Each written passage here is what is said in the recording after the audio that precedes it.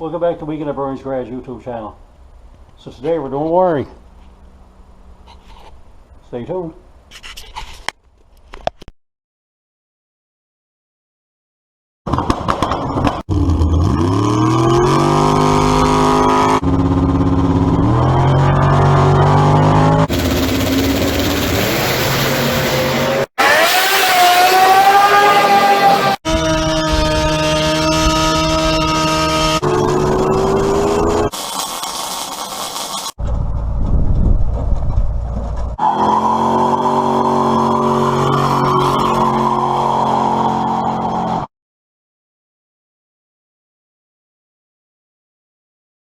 Okay, so today we're doing some of the wiring on the old truck. So we're going to use the factory harness that's in it, and we're going to clean up the harness a bit, get rid of some of the junk, and so on. Okay, so we're through Christmas anyway, and done a little bit of work at the truck. So as you can see, we have some of the work done with it here. But anyway, we'll do some of the wiring harness. So we have it laid out on the car here, on obviously cardboard. But we're going to take it and de-pin what we need to take out of this, and keep what we're going to keep, get rid of all stuff we don't need. And so anyway, we start off. I'll give a quick little. We got the harness laid out the way it is on the vehicle. As you can see, the computer's over there. This is the part that runs across the top of the motor. This pre-wheel right here. Transmission goes down here. This piece comes over. That goes down for the oxygen sensors here. This comes over here for the mass airflow. There are your injectors and your coil, and that's how it is. So anyway, what we're going to try to do, instead of having the computer over on the front fender like we done on the White Star and Holly's truck, we're going to see if we can put the computer back through the firewall. So we're going to try to fold all this back. So after we depins it, we'll do that. But anyway, quickly for getting started, took the injectors and just numbered them out, 2, 4, 6, and 8, and that's 1, 3, 5, and 7 marked over there. And we marked the passenger side coil plug, and we've done it on both sides just so we won't get it mixed up. But anyway, what we're going to be doing, as you see last time, same thing. This is some of the sheets we took off of it's LT1swap.com. Boy, he does an excellent job onto it. So we're going to go through that and take out what we got to take out. And here we go. Okay, so took some of the loom off. And as you can see, marked down which one were the blue connector and the green. So anyway, what we're going to do now, we're going to look at the screwdriver, plug them in here, and we're going to take the green pieces out. And anyway, and that way it gives us access to push the wires back. So, and when we turn them over on the back, we're going to squeeze these pieces in here, like so. We're going to pull these back plastic pieces off. So we'll do that next, and we'll check back. Okay, so we've done some of the green one. As you see, we have a lot of wires right here. So anyway, I'm going to show you how to do the blue one. So you look right here, there's a piece you got to push in on both sides, and that'll allow the connector to come up. So just push that one up there.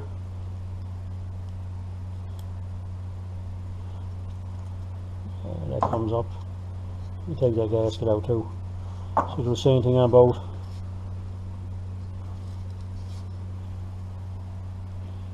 And put them up there. So what we're going to do now is get this piece out the back of here. So usually he says just push in on here and pull them out, but this is Newfoundland and they're stuck. So you just put your pliers here, pull it up on a little bit.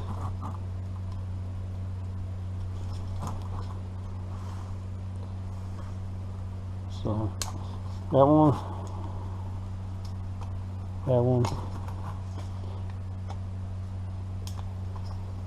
and so on. Get them all the way around it.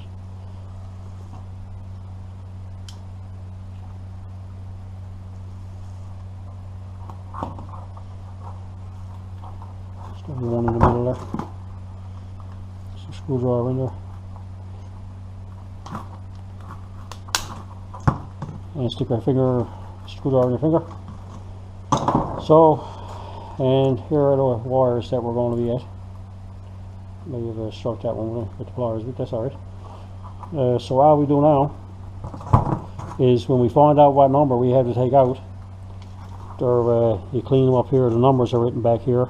Kind of hard to see, but you'll wipe them off and get a little wire brush and clean them up. And then it's basically you pry back on this and you push the pin out, and that's how they come out. So we'll get the right ones that we got to come out, and we'll push them out, and we should have another pile of wires that looks just like this. Okay, so shortly after we got these, we got some of the stuff marked down there what they are, sanding the blue and the green connector. And what we've been doing is we take the conduit off, and we're just sticking a bit of tape on the sections where we got the wires pulled through. So we got all these that we're taking out here, and some various connectors, and we got them back to here.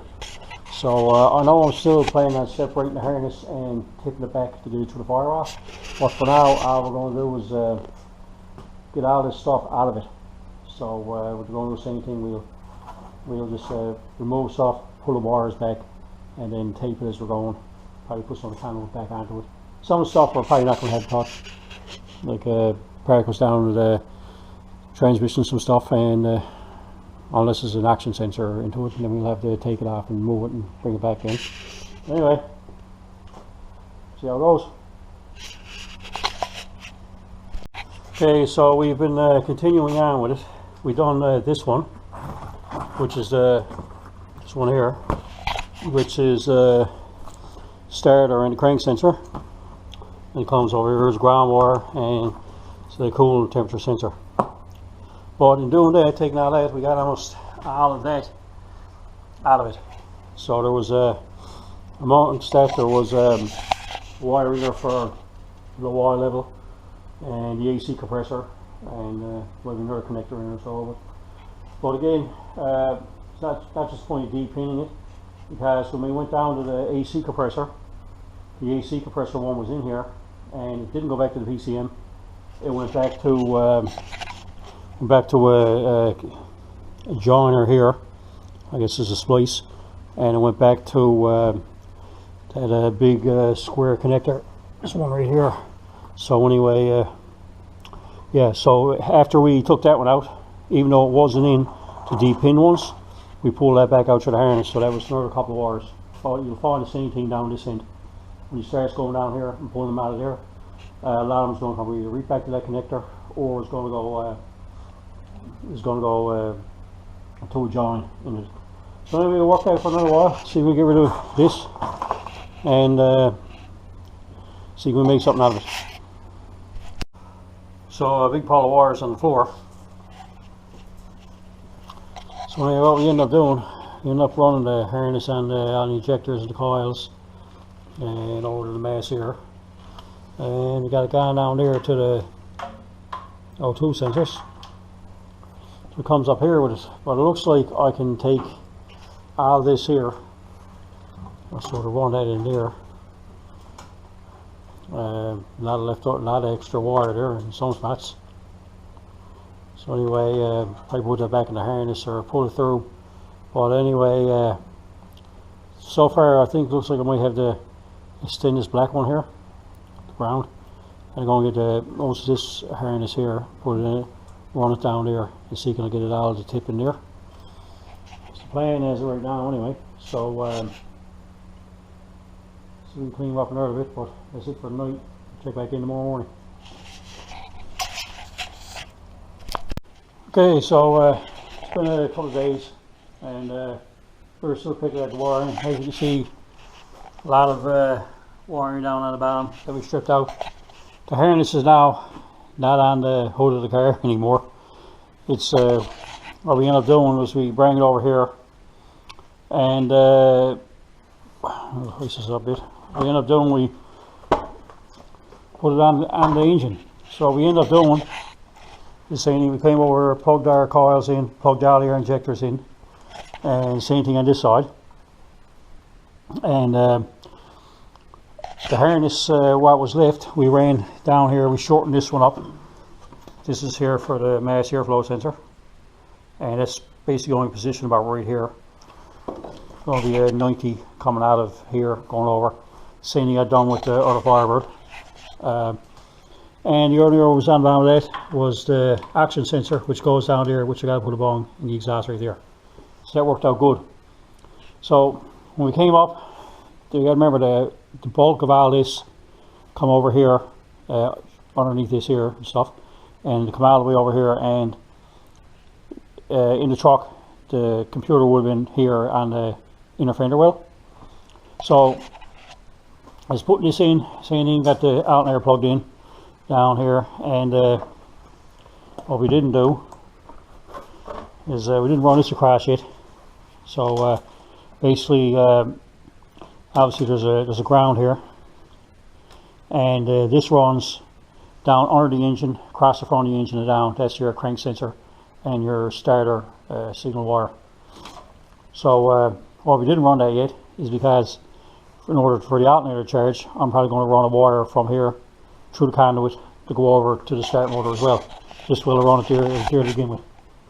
So with that, we wrapped up the conduit and that whatever we could over it, and taped some on, ran it in through that hole there, and we came into the truck. Now